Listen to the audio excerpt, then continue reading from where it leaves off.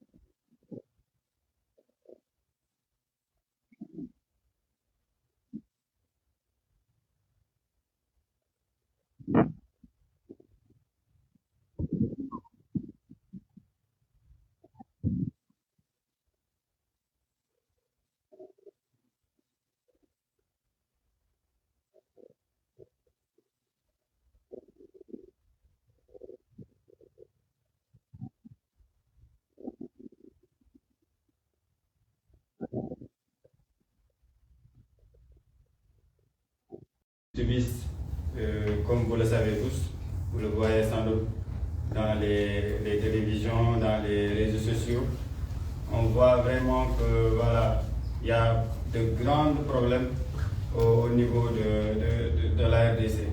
Donc nous sommes là en tant qu'Africains.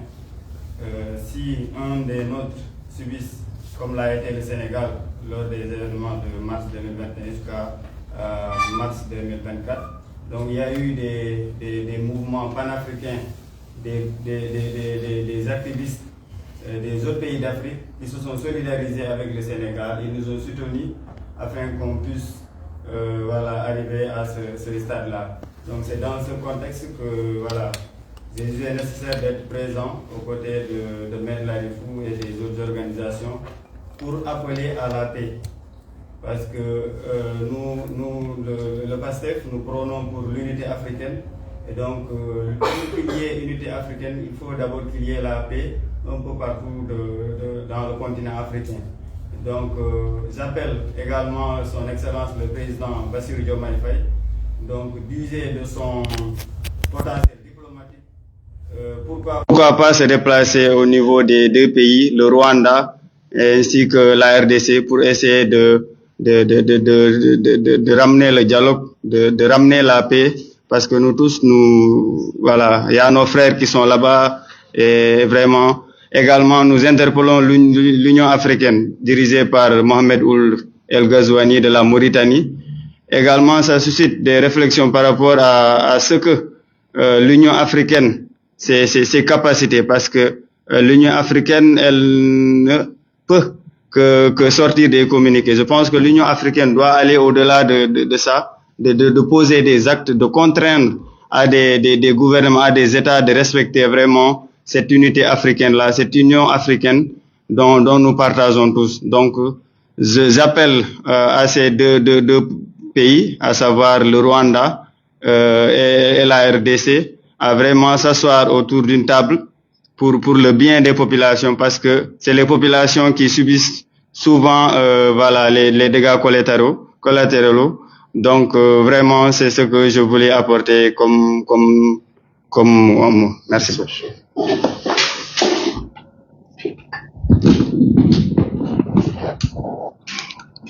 Donc, merci beaucoup. Merci, Maître Larifou, de nous avoir invités. Merci également à Bassirou, du mouvement des citoyens africains. Je me présente, moi c'est M. Momodou Seck. Je suis là aujourd'hui au nom d'une organisation qui s'appelle le Club des panafricanistes, qui réunit à peu près une centaine d'intellectuels et de militants africains. Vous voyez bien, je ne parle pas de nationalité, je parle d'Africains, parce que nous sommes profondément panafricains. Alors, ce qui nous réunit aujourd'hui est assez désastreux, c'est un drame, ce qui se passe en RDC. Cette guerre qui a recommencé, on va le dire comme ça, depuis 2021, est en train de faire subir aux populations de la RDC et notamment de la partie est de cette république sœur, une situation extrêmement difficile. Qu'est-ce qu'on a? On a depuis le mois de décembre à peu près 500 000 déplacés. On a l'essentiel des armées de cette région, notamment les armées rwandaises, burundaises, tanzaniennes. On a également disons des troupes qui sont des troupes des Nations Unies. On a même également des troupes de la SADC. Donc on a complètement un panier à crabes dans cette partie-là de la RDC. Maintenant, pourquoi on a cette situation? On peut l'expliquer de façon extrêmement rapide par les richesses de ce pays, en tout cas de cette partie-là de la RDC. Parce que ce qui se passe réellement à Goma, c'est-à-dire dans la région du Nord Kivu, qui fait à peu près 60 000 km². Le président de la République sœur de RDC, Tshisekedi, nous parle d'une agression du Rwanda. Mais le Rwanda ne fait que 26 000 km², donc contre 60 000 km². Et la RDC qui est agressée fait à peu près 90 fois le Rwanda. Donc vous voyez qu'il y a un autre problème derrière cette agression. Ce qui se passe, c'est que ce sont les richesses de la RDC qui attirent l'essentiel de la communauté internationale, je vais le dire comme ça. Et on va forcément lancer un appel d'abord à toute la communauté internationale, puisque de toute façon, les minerais de la RDC, comme le cobalt ou le coltan, sont utilisés par l'essentiel de la communauté internationale. Donc nous lançons un appel à toute la communauté internationale. Nous lançons également un appel à l'Union africaine.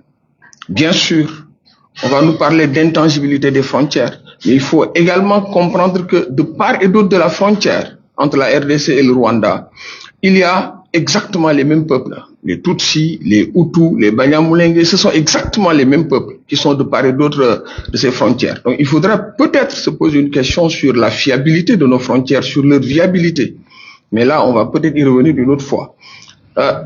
On va lancer également un appel à la communauté des États de l'Afrique centrale et de l'Afrique du Sud, notamment la SADC. Donc quelque part, nous lançons un appel à toutes ces organisations pour que les populations de la RDC ne souffrent pas davantage parce que ce sont également des Africains. C'est ce que je voulais dire. Merci beaucoup.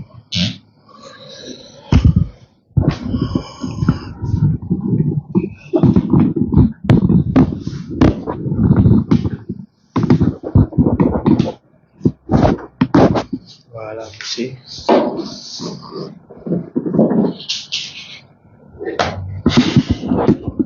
C'est Théo. C'est ma première conférence de presse. Oui. Je sais pas. Oui. Mon ami, tu vas m'apporter tout. Bonjour à tout le monde. C'est ma première conférence de presse. Voilà. Ibrahima Théo, là, mon métier, c'est entrepreneur. J'habite dans un pays développé avec Seyd Larifou en France. C'est là-bas où nous passons une partie de notre temps également. Mais j'ai la chance d'entreprendre en Afrique depuis 17 ans dans certains pays. Je me joins à cette rencontre d'aujourd'hui parce que tout simplement, avec Maître, nous avons pensé à écrire une tribune que nous avons faite hier nuit. Nous l'avons peaufinée et il a estimé que je pouvais avoir le droit à la parole pour m'exprimer sur le sujet. J'ai été confronté à 2 reprises en tant que chef d'entreprise de faillite dans 2 pays différents, dû à des problèmes d'instabilité. Parce qu'un entrepreneur qui investit, il a besoin d'un retour au moins, et surtout un entrepreneur africain qui bénéficie pas de soutien de sa communauté. Contrairement à ce qui se passe de l'autre côté, où les entrepreneurs sont soutenus, il y a vraiment toutes les astuces qu'il faut pour leur donner l'opportunité de développer leur business.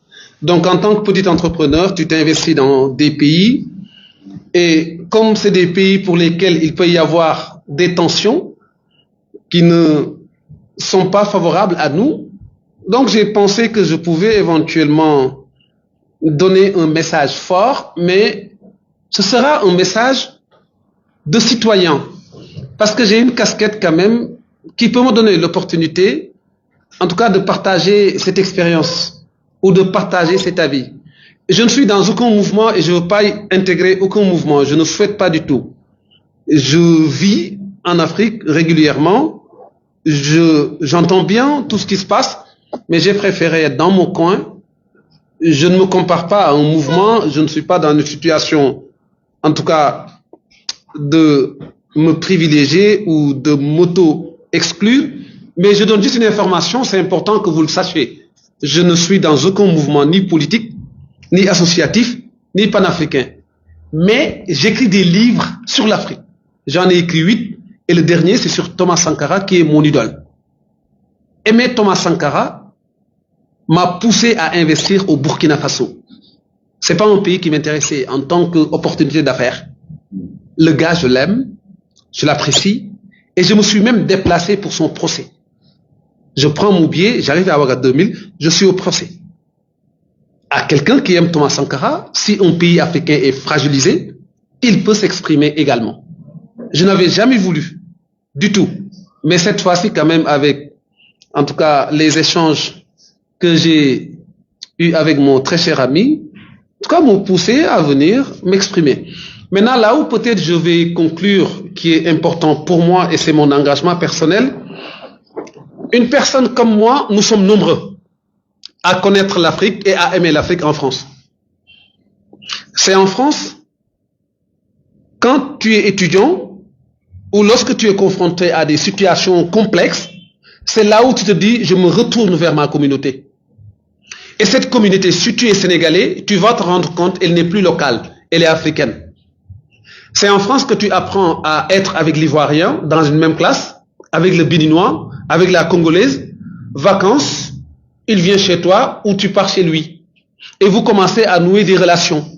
Là-bas, on n'a pas cette vie que nous avons en communauté, ce qui vous dit tu te replies sur ton style identitaire avec des personnes que tu imagines partager les mêmes visions en matière culturelle et en matière culturelle.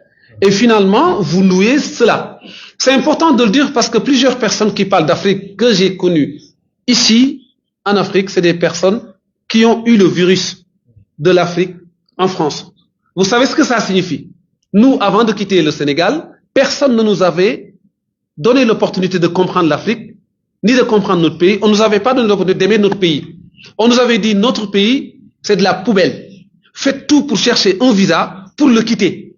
Votre pays, c'est des dirigeants catastrophiques. Faites tout pour quitter. Votre pays, il y a un ministère où c'est dirigé par un homme, qui est le ministre de l'Enseignement supérieur. Son enfant est à Londres. Vous aussi, faites tout pour quitter. C'est comme ça qu'on nous a vendu notre environnement. Et nous aussi, nous l'avons acheté, hein, et nous avons pris nos affaires et nous sommes partis. Mais en partant, on a eu la chance d'aimer ce continent parce que tout simplement, tu es perdu dans ce brouhaha et tu te replies sur toi-même. Maintenant, pourquoi je veux finir sur cet aspect? Ça, c'est mon engagement personnel. Des fois, quand je regarde la situation de l'Afrique, j'ai honte. J'ai pas honte pour moi-même, mais j'ai honte pour nos pseudo-dirigeants qui estiment aimer le continent ou qui estiment vouloir faire de bonnes choses pour notre continent.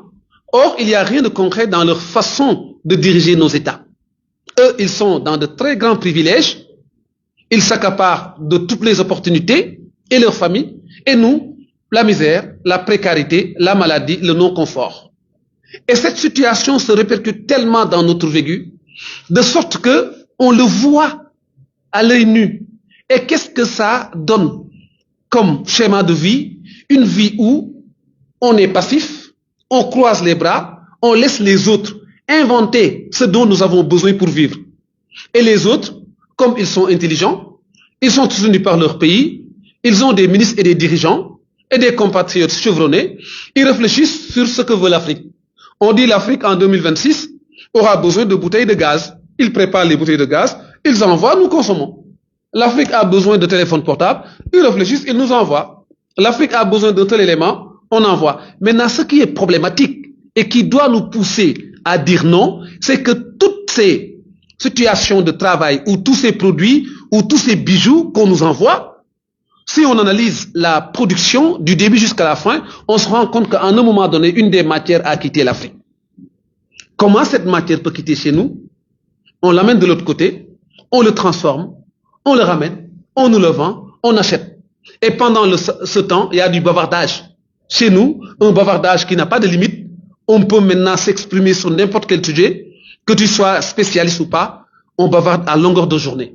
Et moi, l'appel que je lance pour la paix, c'est de permettre à nos dirigeants de concentrer leurs efforts sur les vrais sujets, les enjeux de développement, les choses qui font rêver la jeunesse, les choses qui nous permettent d'avoir de quoi manger, les choses qui nous permettent d'acheter Internet, les choses qui nous permettent d'avoir de bonnes écoles, d'avoir accès à la santé.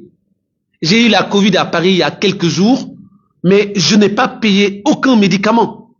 Parce que tout simplement, dans ce pays, les gens ont réfléchi sur une dynamique de développement et ce dynamique de développement, c'est au service de la population. Chez nous, il faut qu'on arrive sur ce schéma-là. Et ce schéma-là, pour y arriver, c'est le travail de tout un chacun. Parce qu'on a beaucoup laissé nos dirigeants avancer, on a beaucoup laissé nos dirigeants diriger, on leur a beaucoup fait confiance. Mais ils n'ont absolument rien fait de bon comparé à ce que nous attendons. Et lorsqu'il y a crise, il y a problème économique. Lorsqu'il y a crise, il y aura des déplacés. Lorsqu'il y a crise, il y a fragilité de toutes les couches populaires qui avaient des petits revenus dans les coins et les recoins. Et je peux prendre le cas de la RDC que je connais très bien. Et lorsqu'il y a crise, les nantis, l'élite, le petit groupe bourgeois sera toujours à l'aise. Il n'y aura aucun problème. Mais nous, on aura des problèmes d'eau, des problèmes pour nous déplacer, des problèmes même des fois pour avoir accès au petit minimum vital. Donc, pour moi, c'est un message que je lance aux deux pays pour avoir une situation beaucoup plus pacifique. Malheureusement, je ne peux pas trop compter sur tout le monde et je ne peux pas nommer. Comme dans notre rencontre, l'initiateur est un homme politique, je lui laisse en tout cas cet honneur de mettre le nom sur ce que je veux identifier. Comme je peux le dire en wolof, bu ñu la invité fenn comme borom invité bi am na lu mu war a wax loolu mënuma cee dugg mais ça m'aurait fait plaisir quand même en tout cas de donner mon point de vue sur ça. Maître, tu m'as fait venir pour la première fois dans une conférence de presse et j'ai parlé en fonction de mon métier entrepreneur, hein, en toute liberté. C'est ce que j'imaginais, c'est ce que j'ai dit. Merci en tout cas. Et voilà. Merci beaucoup. Merci.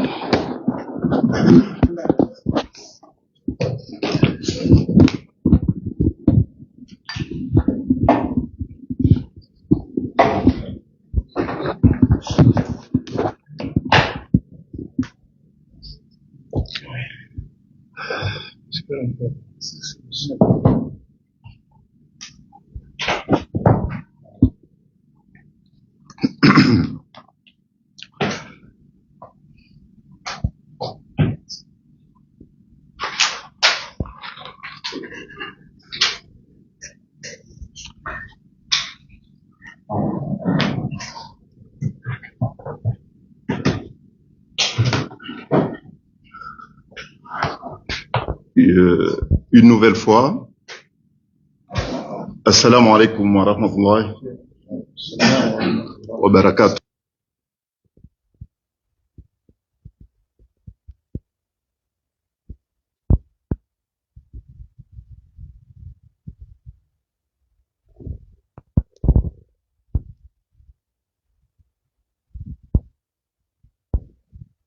À cette rencontre avec la presse, et les organisations sont nombreuses dans différents pays d'Afrique.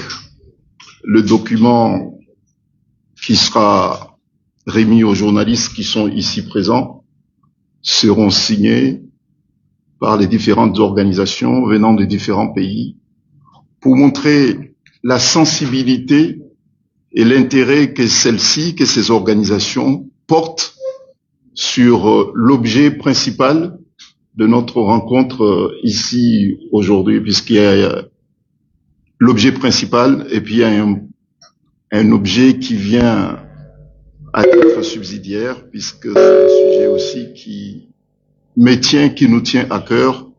Il s'agit de la situation aussi politique préoccupante dans l'archipel des Comores. Donc je le dirai à titre à la fin, parce que je ne peux pas en tant que Africain comorien impliqué politiquement sur ce qui se passe aux Comores, ne pas faire état de la situation qui prévaut chez nous aux Comores. Mais avant toute autre chose, vous me permettrez d'inviter le public qui est ici présent, d'observer 1 minute de silence en l'honneur des victimes de cette tragédie en République démocratique du Congo. Donc je vous invite à nous lever puis observer 1 minute du silence.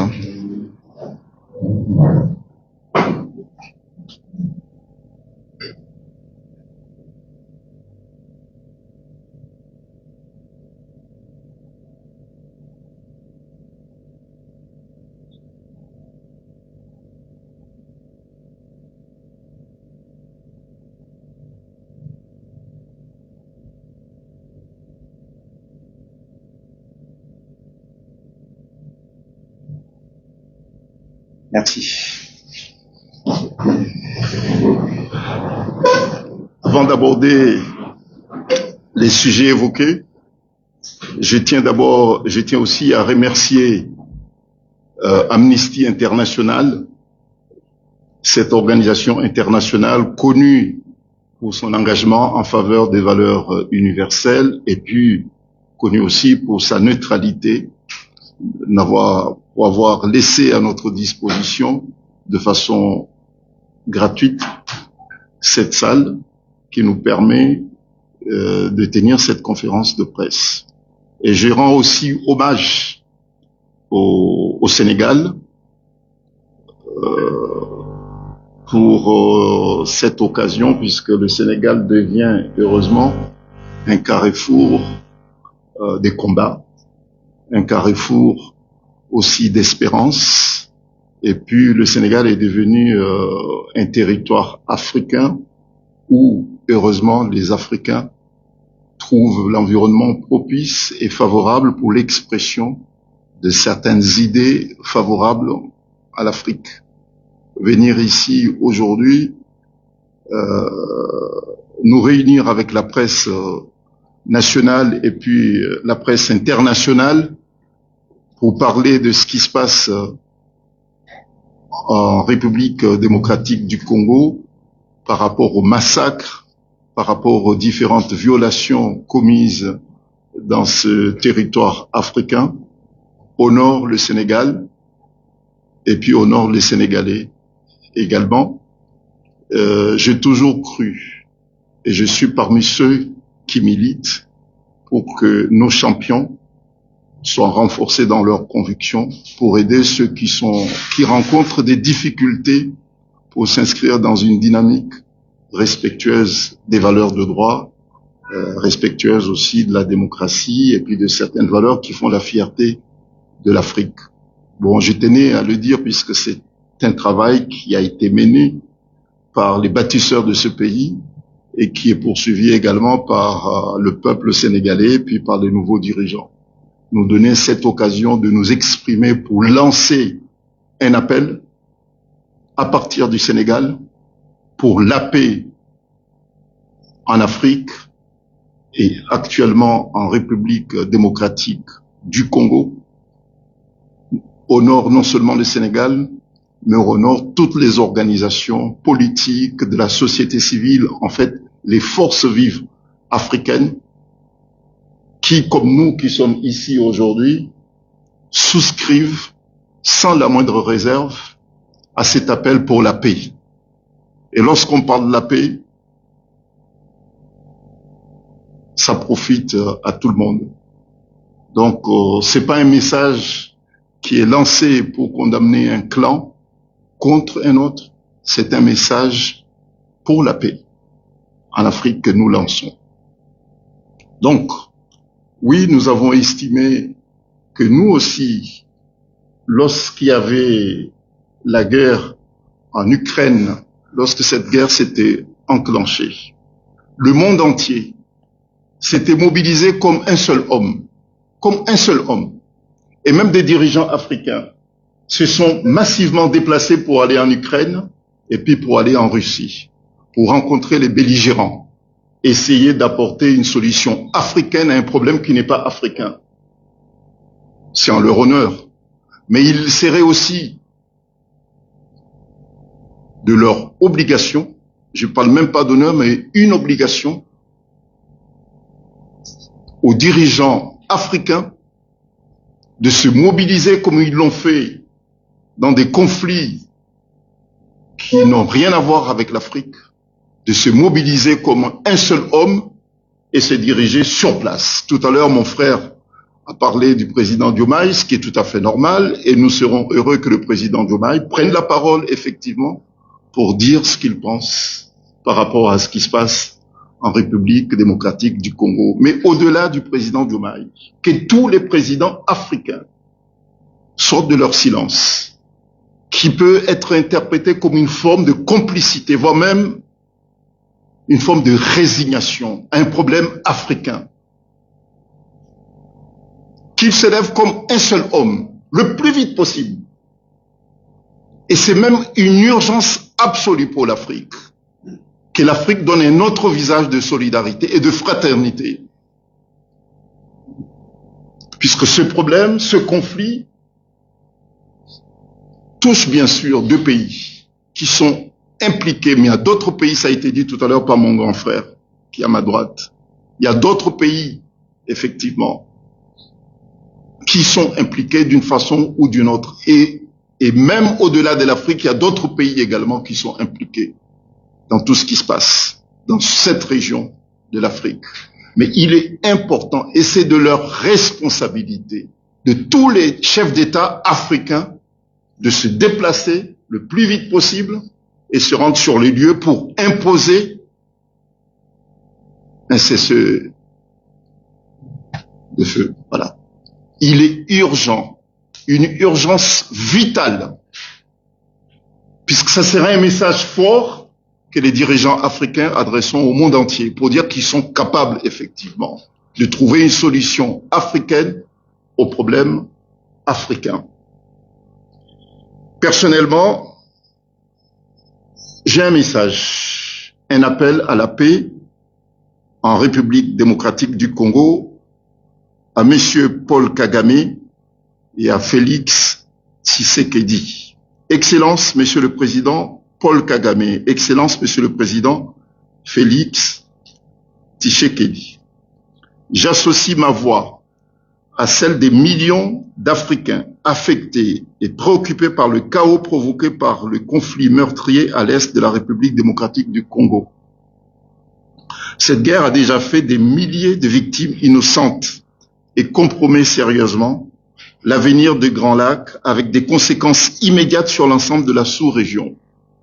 Il est de notre devoir à tous d'agir pour épargner aux enfants, aux femmes, aux personnes vulnérables et à la population de cette région africaine les souffrances inacceptables qu'ils endurent depuis des décennies aggravées par les derniers événements de ces derniers jours. Les scènes et les images de désolation de nos frères et sœurs, mères et des enfants de cette région qui savent où se réfugier pour fuir les scènes de violence de ces derniers jours interpellent et nous obligent. C'est parce qu'aucun Africain ne peut trouver de prétexte pour se soustraire de sa responsabilité devant l'histoire et apporter sa contribution pour la paix dans la région des Grands Lacs que je vous exhorte, Excellence Paul Kagame, président du Rwanda, président Félix Tshisekedi de la RDC, à prendre ensemble la mesure de vos responsabilités historiques pour la République démocratique du Congo et du Rwanda. Il ne peut y avoir ni vainqueur ni vaincu dans un conflit où les seules véritables victimes sont les civils innocents. La solution ne viendra ni des armes ni des discours belliqueux, mais d'une volonté commune soutenue par tous les Africains de mettre fin aux hostilités et de poser les bases d'un véritable processus de réconciliation pour l'avenir de vos pays et de l'Afrique. Aucun avenir pour nos territoires ne peut être envisagé et bâti dans un environnement marqué par la guerre. L'Afrique a besoin de vous, de ses dirigeants, de ses forces vives, de leur engagement pour la paix et pour la fin de la guerre. L'heure est venue d'écrire une nouvelle page, celle de l'unité, du respect mutuel et de la coopération pour le développement de notre continent. Il est du devoir de chaque Africain, de tous les Africains et de toutes les organisations africaines de s'engager pour le retour de la paix en Afrique et dans les Grands Lacs en particulier. Je vous appelle solennellement à initier sans délai des pourparlers directs pour instaurer un cessez-le-feu et bâtir ensemble un avenir stable. L'histoire retiendra ceux qui auront œuvré pour la paix et jugera le choix fait aujourd'hui. Soyez ces hommes d'État dont l'Afrique a besoin en acceptant une médiation africaine. Dakar, le 29 janvier 2025. Merci. Bon, donc c'est le message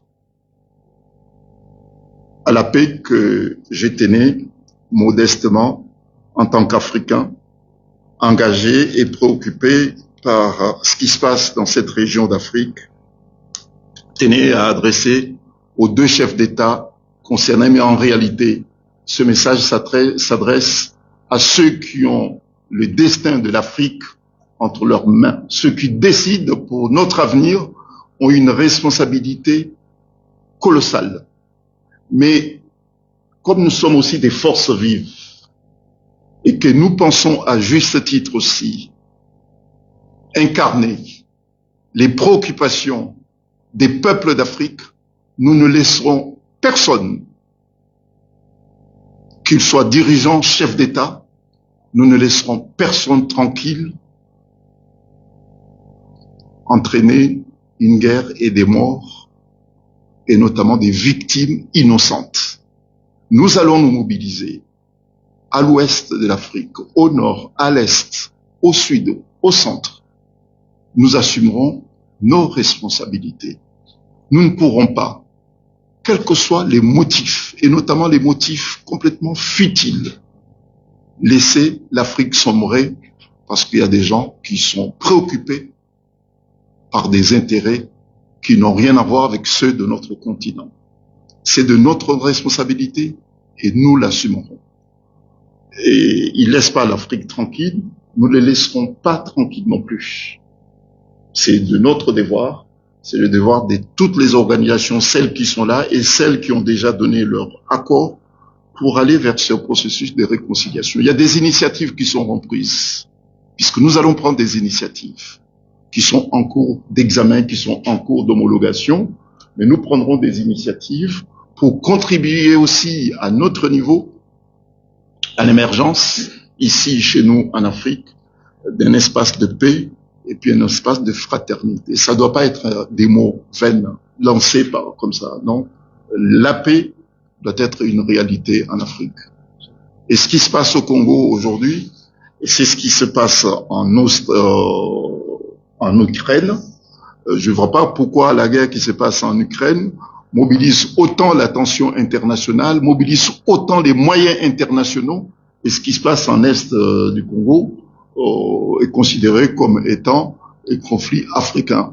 Alors que c'est pas un conflit africain, c'est un conflit qui implique à la fois des États africains, mais aussi des États européens, des Occidentaux également.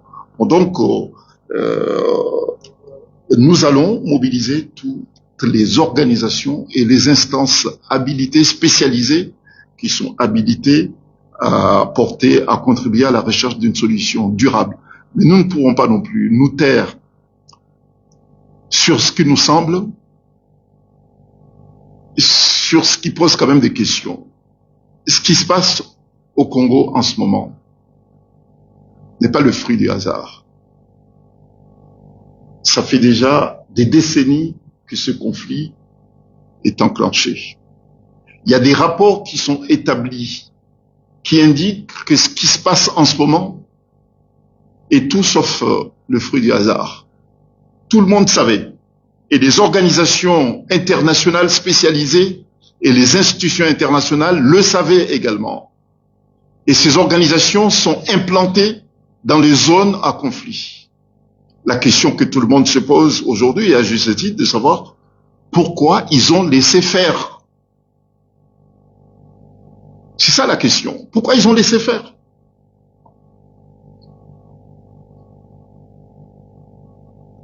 La dégradation du climat sécuritaire n'est pas tombée par hasard. Donc il y a des responsabilités qui doivent être clairement définies pour prévenir et empêcher d'autres conflits à venir. Et la responsabilité des organisations continentale, moi je parle panafricaine, l'Union africaine également, doit être posée.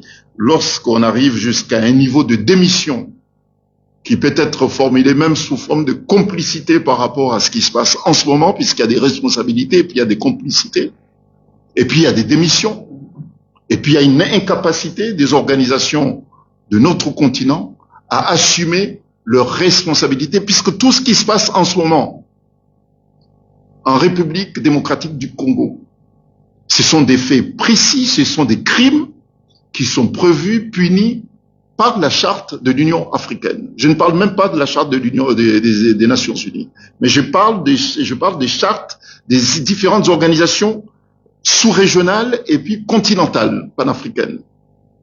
Mais à quoi ça sert ces chartes? À quoi ça sert ces institutions qui sont budgétivores, qui réunissent autant de moyens, autant de fonds, justement pour prévenir et empêcher ce genre de conflits? Ça, c'est à nos organisations politiques, des forces vives africaines, d'assumer aussi leurs responsabilités, et nous le ferons. Nous devons aller les voir, les interpeller, pour dire que non, elles ont failli. Il faut corriger. Il nous faut nécessairement ces organisations. C'est très, très, très important. Mais lorsque ça ne va pas, il faut le dire pour pouvoir corriger. Et et tout. Nous ne pourrons pas maintenir des incapables et des incompétents à la tête de nos organisations régionales, sous-régionales et nos organisations panafricaines. Non, c'est pas possible. Des gens qui sont là juste pour remplir leurs poches, pour voyager en première classe, et puis narguer les victimes par des compromissions. Ça, c'est pas possible. Et nous tenons absolument à le dire. Il n'y a que le Sénégal, heureusement, en Afrique, qui donne cette possibilité de crier haut et fort et puis lancer ce message de paix pour l'Afrique. Voilà. Bon, s'agissant des Comores, puisqu'on me l'a rappelé effectivement, je pensais tenir une autoconférence de presse pour parler des Comores, pour ne pas diluer cette question de la RDC qui quand même mobilise toute l'Afrique. Et je pense que dans les prochains jours, j'inviterai la presse pour parler des Comores. Mais il y a effectivement, à l'instant où je vous parle, un des frères militants politiques qui est professeur d'université, qui observe depuis lundi, si je ne me trompe pas, une grève de la faim. En fait, ça fait déjà 8 jours. Il observe une grève de la faim. C'est quand même une épreuve extrêmement difficile pour la simple et bonne raison. Ça fait déjà 1 an qu'il est arbitrairement détenu à la maison d'arrêt de Moroni sans motif légitime. C'est un leader politique, professeur d'université, et il a une vision et des idées politiques qui sont complètement opposées à celles du dictateur qui a pris le Comore en otage. Et parce que ces idées leur semblent dangereuses, puisque c'est des idées qui prônent la démocratie et les libertés, ils n'ont pas trouvé une solution pour discuter avec lui, si ce n'est l'emprisonner depuis 1 an, depuis qu'il est en détention provisoire, si on peut parler de détention provisoire, puisque pour nous, la détention provisoire doit reposer sur un motif légitime, et puis la détention a une durée de 4 ou 8 mois maximum, et ça fait déjà 1 an et quelques jours qu'il est en détention. Il n'a jamais été confronté à un juge. Donc pour nous, il s'agit simplement d'une séquestration. Bon, donc effectivement, je ne pouvais pas ne pas évoquer son cas, puisque c'est un problème qui touche un principe fondamental. Il s'agit d'une question de liberté et puis de l'arbitraire également. Bon, s'agissant de la politique comorienne, nous aurons l'occasion dans d'autres très très prochainement pour revenir sur l'actualité, mais effectivement cette actualité liée à un problème de liberté et de détention arbitraire et puis de la faim méritait effectivement une prise de position en présence de la presse internationale. Merci. Donc, il y a la Fédération des étudiants et stagiaires africains qui sont là. Voilà, ce monsieur dont il parlait tout à l'heure, c'est Dr Ahmed. Dr Ahmed, c'est un doyen de faculté en France et il est membre du mouvement pour la citoyenneté africaine. Et il a été candidat à l'élection présidentielle de Comores. Et il a été recalé pour une loi injuste. Parce que cette loi postule que quand on est absent du territoire pendant un certain nombre d'années, tu ne dois pas être candidat à l'élection. Et c'est ça, hein, c'est pour l'éliminer politiquement, c'est la raison de son emprisonnement. Et nous, en tout cas, Mouvement pour la citoyenneté africaine, nous allons porter son combat. Et nous allons y revenir surtout avec Maître Lai. Bon, il y a également la Fédération des étudiants et stagiaires africains qui sont là. On parle de la guerre. République démocratique du Congo, la crise des grands lacs des décennies. Hein. Donc, si vous avez un mot.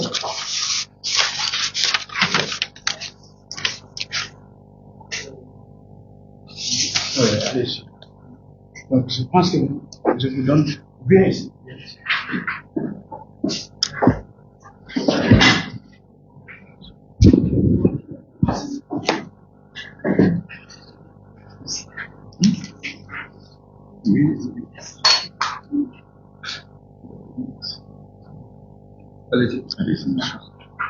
Alors, je réponds au nom de Ezekiel Ulrich R.G. Poussinga. Je suis de nationalité centrafricaine, président de l'organisation du sommet des étudiants africains ici au Sénégal, sous l'égide de la FESDAS. La FESDAS est la Fédération des étudiants, élèves, stagiaires, doctorants africains ici au Sénégal. Et donc, aujourd'hui, c'est un plaisir pour nous d'être présents dans cette conférence pour parler d'une situation qui justement retiennent l'attention de tous les pays africains, mais également aussi une situation qui retient l'attention même de nous, étudiants africains, ici au Sénégal.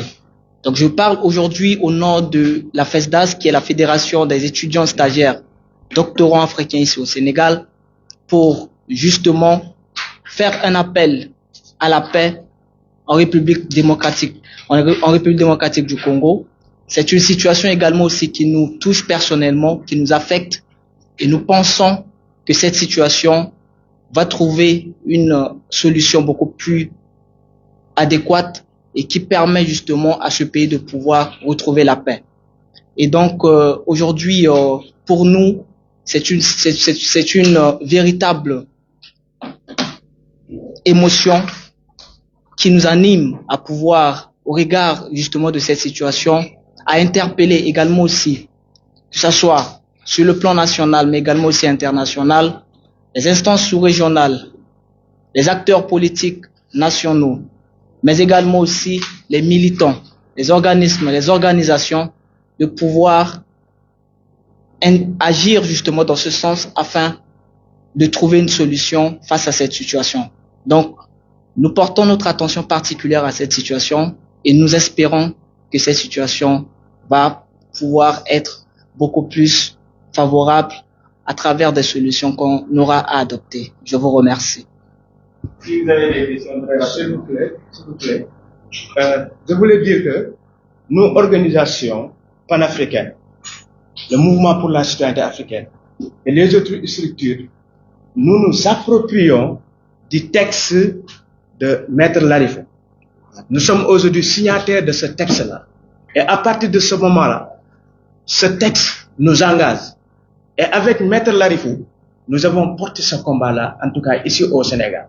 Nous allons mobiliser, Inch'Allah, l'ensemble de la communauté africaine ici au Sénégal, les amicales des étudiants africains, entre autres. S'il faut organiser des sittings, s'il faut organiser des marches, donc nous allons le faire avec, sous l'égide donc de Maître Larifou. Je tenais vraiment à le dire. C'est important. Merci beaucoup. La presse, des questions. Peut-être un élément en Wolof, peut-être.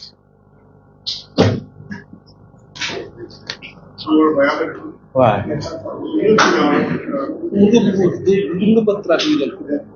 Non, c'est bon. Mais je sais la mal Wolof.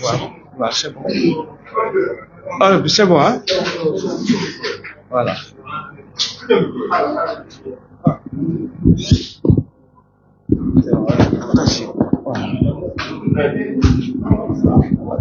Parle de la raison de la rencontre et votre mot.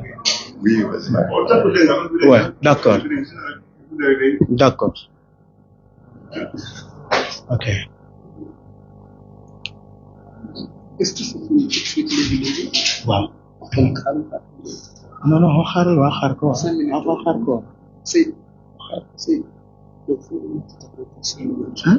Si c'est dans 5 minutes, on va faire Oui. Bon, assalamu alaikum wa rahmatullah. Chers journalistes, Man Bassir aussi, du président du MCA International, donc qui est présent dans les 5 régions africaines et de la diaspora. May wax ak leen donc mouvement pour la citoyenneté bi nga xam ne fii la juddu yàlla dogal Maître Larifou nga xamante ni liggéeyam ñëpp xam nañ ko ci Afrique ci la défense des causes nobles nga xam ne bokkoon na sax ci avocat Ousmane Sonko bokkoon na tamit ci procès Thomas Sankara bi ba pare moom Maître Larifou bi moo jiite Ridja Pastef bu Comore nga xam ne moom candidat la woon à l'élection présidentielle des îles Comores. Il a porté beaucoup de combats nationaux. Moom nag avec les organisations de la société civile africaine muy mouvement pour la citoyenneté africaine muy le club des panafricanistes muy la fédération des étudiants et stagiaires africaines ak ñeneen ñun ñoo daje tey woote conférence de presse bi pour jàmm ci lu xew fee guerre bu xew fële à la RDC à la République démocratique donc du Congo nga xam ne guerre boobu léegi la commencé waat rek mais ay at des décennies, c'est la crise des Grands Lacs. Loolu nag lu ko waral mooy il y a des ressources sur la terre moom moo tax nag loolu nasaraan yi duñu seetaan guerre bi yëpp les enjeux c'est ça, les enjeux c'est les ressources dont dispose donc la République démocratique donc du Congo.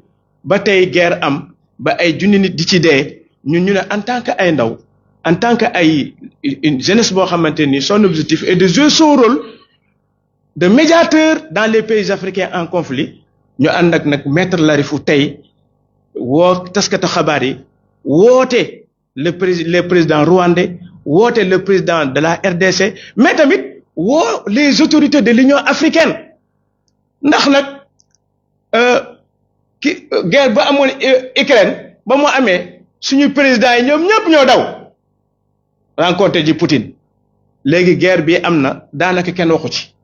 Donc loolu moom moo tax ñun ñu ne loolu du yoon loolu moo tax ñuy woo nag surtout nag le président de la République monsieur Bassirou Diakhar Diomaye Faye ak le premier ministre Ousmane Sonko nga xam ne ñoom panafricanisme la ñuy incarné, panafricanisme la ñuy woote bu ko defee ñoom it nañu taxaw parce que fu jàmm amul waaye naataange mën a faa am, fu jàmm amul développement mën a faa am, fu jàng amul des structures de santé de qualité mën a faa am, fu jàmm amul maanaam dara mën a faa am. Donc bu fekkente ne bëgg nañu Afrique nag mu développer il faut d'abord ñu cultiver jàmm. Donc lu war ñu ñëpp dañ ci war a taxaw parce que fu jàmm amul développement mën faa am moo tax ñuy woo toutes les structures sous-régionales ak régionales, l'Union africaine, les organisations des droits humains, la société civile africaine ñëpp ñu mobiliser wu vraiment pour que jàmm ñëwaat ci RDC ndax kat RDC bu amee jàmm Afrique am jàmm mais tamit bu amul jàmm tamit Afrique du am jàmm te nag waa tugal les pays occidentaux nag jàmm arrangé wu leen waaw jàmm arrangé wu leen ñoom lu leen di arrangé rek qu'ils viennent qu'ils divisent qu'il y ait des problèmes qu'ils accaparent nos ressources. Donc loolu nag dafa war a jeex donc loolu moom moo taxoon ñu woo leen tey jii nii moom nag dérivé na benn message boobu mu délivré message u jàmm la woo les autorités de l'Union africaine vraiment ñu taxaw ci parce que dañoo démissionné moom loolu la wax. Donc bu ko defee nag texte bi mu bind ñun ça nous engage à partir d'aujourd'hui nous nous engageons avec lui pour que bépp activité bu muy jóg bu ñu woowee en tout cas fii à partir du Sénégal. Oui, la jeunesse panafricaine, les organisations panafricaines, les étudiants africains, dinañ nekk ci wetam nag parce que c'est un combat noble donc li moo waraloon ñu daje fi tey di leen jaajëfal. Bassirou Sy, président du mouvement pour la citoyenneté africaine. Merci beaucoup. Donc on signe. Une partie. All right.